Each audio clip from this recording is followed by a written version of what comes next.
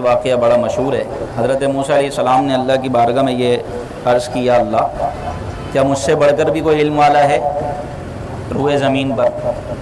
حضرت موسیٰ علیہ السلام اللہ کے کلیم ہیں، تو آپ نے ویسے ہی عرض کیا کہ یا اللہ مجھے بتا اگر مجھ سے بڑا کوئی علم والا ہے۔ تو اللہ پاک نے فرمایا ہاں خضر ہیں جس کو میں نے علم باطنی عطا فرمایا۔ ایک ہوتا ہے ظاہر کا علم اور ایک ہوتا ہے باطن کا علم۔ ظاہر کے علم کو کہتے ہیں شریعت کا علم اور باطنی علم کو کہتے ہیں طریقت۔ شریعت و طریقت دو آپ نے اصطلاح سنی ہوں گی، تو جو ظاہر ہے اس کو کہتے ہیں شریعت اور جو اندر ہے باطن اس کو کہتے ہیں طریقت۔ تو شریعت اور طریقت بہرحال تو وہ علم باطنی تھا، یہ تو میں صرف سمجھانے کے لیے آپ کو کہہ رہا ہوں شریعت اور طریقت۔ لیکن حضرت خضر علیہ السلام کو اللہ پاک نے ظاہر کے ساتھ ساتھ باطن کا علم بھی عطا فرمایا۔ تو اللہ پاک نے فرمایا کہ میرا بندہ خضر ہے اس کے پاس جاؤ، وہ تم سے بڑھ کر علم والا ہے۔ حضرت موسیٰ علیہ السلام نے کہا کہ مجھے بتا وہ کہاں ہیں، میں ان سے ملاقات کروں۔ تو اللہ پاک نے نشانی بیان فرمائی کہ تم سفر پر نکلو، اپنے ساتھ ایک مچھلی رکھ لو، جہاں وہ مچھلی غائب ہو جائے، جہاں وہ مچھلی تم سے جدا ہو جائے تو وہیں حضرت خضر علیہ السلام تمہیں ملیں گے۔ المختصر یہ کہ آپ نے اپنے شاگرد حضرت یوشع علیہ السلام کو لیا اور آپ نے سفر شروع کر دیا۔ دوران سفر آپ کی آنکھ لگ گئی اور وہ مچھلی جو آپ نے ٹوکری میں رکھی ہوئی تھی وہ زندہ ہوئی اور وہ پھڑ پھڑا کر ایک جگہ گر گئی۔ آپ کے شاگرد کو اس بات کا علم تو تھا لیکن وہ آپ کو بتا نہ سکے اور آپ آگے نکل گئے۔ پھر جب پتہ چلا کہ وہ مچھلی تو پیچھے نکل چکی تھی تو آپ پھر دوبارہ ادھر لوٹے اور وہاں اترے جہاں وہ مچھلی اپنی ٹوکری سے نکل کر دریا میں چلی گئی تھی۔ پھر وہاں پر آپ نے چلنا شروع کر دیا تو اللہ پاک نے حضرت خضر علیہ السلام سے آپ کی ملاقات کروائی۔ حضرت خضر علیہ السلام سے جب آپ ملے تو آپ نے فرمایا کہ میں آپ کی صحبت میں رہنا چاہتا ہوں، آپ کے ساتھ رہنا چاہتا ہوں۔ تو حضرت خضر علیہ السلام نے فرمایا کہ آپ میرے ساتھ رہ کر صبر نہیں کر سکیں گے۔ قال انک لن تستطیع معی صبرا۔ اب قرآن کی زبانی سنیں، وکیف تصبر علی ما لم تحط به خبرا، اور آپ کیسے صبر کریں گے اس پر جس پر آپ مطلع نہیں ہیں، جس کے بارے میں آپ جانتے نہیں ہیں۔ حضرت موسیٰ علیہ السلام نے کہا قال ستجدنی ان شاء اللہ صابرا ولا اعصی لک امرا۔ انہوں نے کہا کہ ان قریب میں صبر کروں گا، اللہ نے چاہا تو انشاءاللہ، اور میں آپ سے کسی چیز کے بارے میں سوال نہیں کروں گا۔ قال فإن اتبعتنی فلا تسألنی عن شیء حتی احدث لک منہ ذکرا۔ حضرت خضر علیہ السلام نے کہا کہ آپ اگر میری پیروی کرنا چاہتے ہیں، میرے ساتھ رہنا چاہتے ہیں تو پھر کسی چیز کے بارے میں سوال نہیں کیجیے گا یہاں تک کہ میں خود آپ کو بتاؤں۔ آپ نے فرمایا ٹھیک ہے۔ فانطلقا، یہاں تک کہ یہ دونوں چل دیے ایک جگہ۔ حتی اذا رکب فی السفینۃ خرقھا، سمندر پر آئے اور ایک کشتی میں سوار ہو گئے۔ وہ کشتی بڑی خوبصورت تھی اور کشتی والوں نے بغیر کسی پیسے کے سوار کروا لیا۔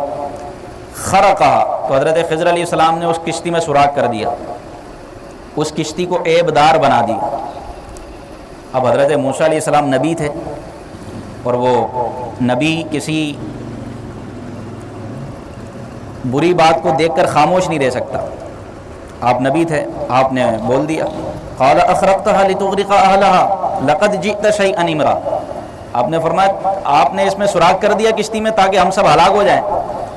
کشتی میں سوراخ ہو گیا، پانی سارا کشتی میں آ جائے گا تو ہم تو سب ہلاک ہو جائیں گے، اور آپ نے اتنی اچھی کشتی کو عیب دار کر دیا، اس کے تختے میں سوراخ کر دیا۔ لقد جئت شيئا امرا، یہ تو بہت غلط کیا۔ تو حضرت خضر علیہ السلام نے فرمایا قال الم اقل لك انك لن تستطيع معي صبرا، میں نے کہا نہ تھا کہ آپ صبر نہ کر سکیں گے۔ قال لا تؤاخذني بما نسيت ولا ترهقني من امري عسرا۔ پھر حضرت موسیٰ علیہ السلام نے فرمایا کہ اچھا میں بھول گیا تھا، مجھ سے مواخذہ نہ فرمائیں اور میں آپ سے کوئی سوال نہیں کروں گا۔ فانطلقا، یہاں تک کہ پھر یہ آگے چل دیے۔ حتی اذا لقی غلاما فقتله، یہاں تک کہ یہ ایک لڑکے سے ملے، ایک کمسن لڑکا تھا، اس سے ملے۔ فقتله، تو حضرت خضر علیہ السلام نے اس کو قتل کر دیا، اس کو مار دیا۔ اب جب حضرت موسیٰ علیہ السلام نے یہ دیکھا، یہ تو اور پہلے سے زیادہ ہوشربا منظر تھا، آپ نے فرمایا قال اقتلت نفسا زکیۃ بغیر نفس، آپ نے ایک پاکیزہ جان کو قتل کر دیا. لقد جئت شیئا نکرا، یہ تو بہت ہی برا کیا. قال الم اقل لك انك لن تستطيع معي صبرا، حضرت خضر نے فرمایا میں نے آپ کو نہیں کہا تھا آپ میرے ساتھ صبر نہیں کر سکیں گے. قال ان سألتك عن شيء بعدها فلا تصاحبني، اگر اب آپ نے سوال کیا تو پھر آپ میرے ساتھ نہیں رہ سکیں گے. قد بلغت من لدني عذرا، اور پھر آپ میری طرف سے کوئی عذر پائیں گے، یعنی پھر میں معذرت کر لوں گا.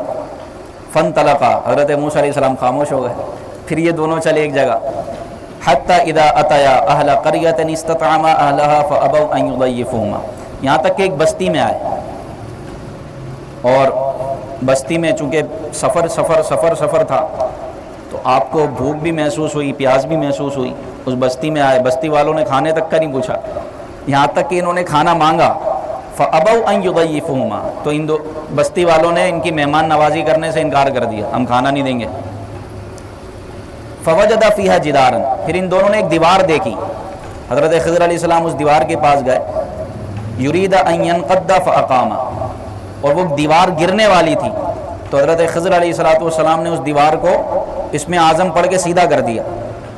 جو گرنے والی دیوار تھی اس میں اعظم پڑھا آپ نے اور اس دیوار کو بالکل صحیح کر دیا.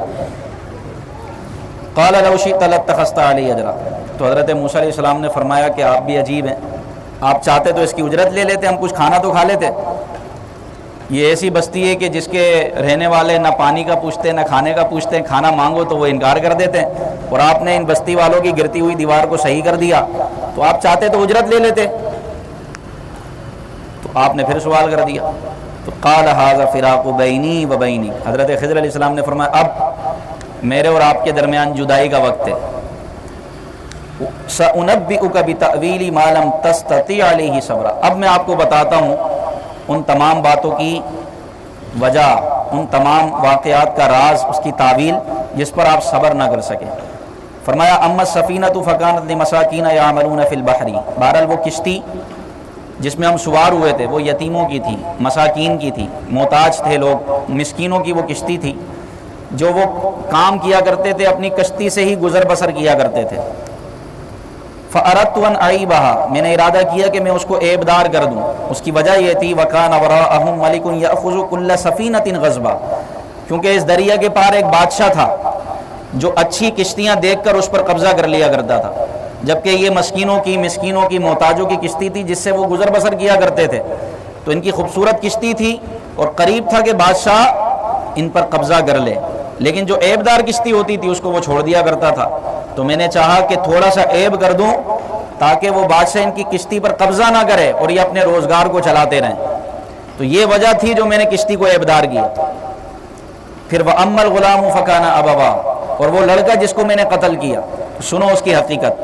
فرمایا وہ لڑکا تو اس کے والدین مومن تھے، ایمان والے تھے، صاحب ایمان تھے. فَخَشِينَا أَن يُرْهِقَهُمَا طُغْيَانًا وَكُفْرًا، اور یہ لڑکا بڑے ہو کر کافر بنتا، اور ہمیں خوف تھا کہ اس کے کفر کی وجہ سے اس کے صاحب ایمان والدین بھی کافر ہو جاتے. فَأَرَدْنَا أَن يُبْدِلَهُمَا رَبُّهُمَا خَيْرًا مِّنْهُ زَكَاةً وَأَقْرَبَ رُحْمًا، تو آپ کے رب نے یہ ارادہ کیا کہ اس بچے کے بدلے اللہ ان کو ایک بیٹی عطا فرمائے جو کسی نبی کے نکاح میں جائے اور اس سے ایک نبی کی ولادت ہو. تو اللہ پاک نے یہ چاہا، لہذا میں نے اس کو قتل کر دیا. اب اللہ ان کو ایک بیٹی دے گا جس سے ایک اللہ کے نبی کی ولادت ہوگی. وَأَمَّا الْجِدَارُ فَكَانَ لِغُلَامَيْنِ يَتِيمَيْنِ فِي الْمَدِينَةِ، اور بہرحال وہ گرتی ہوئی دیوار جس کو میں نے سیدھا کیا تو وہ شہر میں 2 یتیم بچوں کی دیوار تھی جو ابھی چھوٹے ہیں، نابالغ ہیں، اور اس دیوار کے نیچے ان کے والد کا خزانہ تھا جو انہوں نے اس بچے کے لیے، اپنے بچوں کے لیے دبایا ہوا تھا. وَكَانَ أَبُوهُمَا صَالِحًا، اور ان کا والد بڑا نیک تھا، متقی تھا. فَأَرَادَ رَبُّكَ أَن يَبْلُغَ أَشُدَّهُمَا، تو آپ کے رب نے یہ ارادہ کیا کہ یہ بچے بڑے ہو جائیں اور پھر بڑے ہو کر خود اپنا خزانہ نکال لیں. رحمتم من ربک، یہ آپ کے رب کی طرف سے ان پر رحمت تھی. وما فعلتہ عن امری، یہ جو کچھ میں نے کیا اپنی طرف سے نہیں کیا. ذالک تأویل ما لم تستطع علیہ صبرا، یہ وہ حقیقت ہے جس پر آپ صبر نہ کر سکے. تو وہ گرتی ہوئی دیوار آپ نے سیدھی کر دی. فرمایا ان کا والد بڑا نیک متقی آدمی تھا جس نے وراثت کے طور پر ان کے لیے اپنے بچوں کے لیے زمین کے نیچے خزانہ چھوڑا تھا، اس دیوار کے نیچے خزانہ چھوڑا تھا۔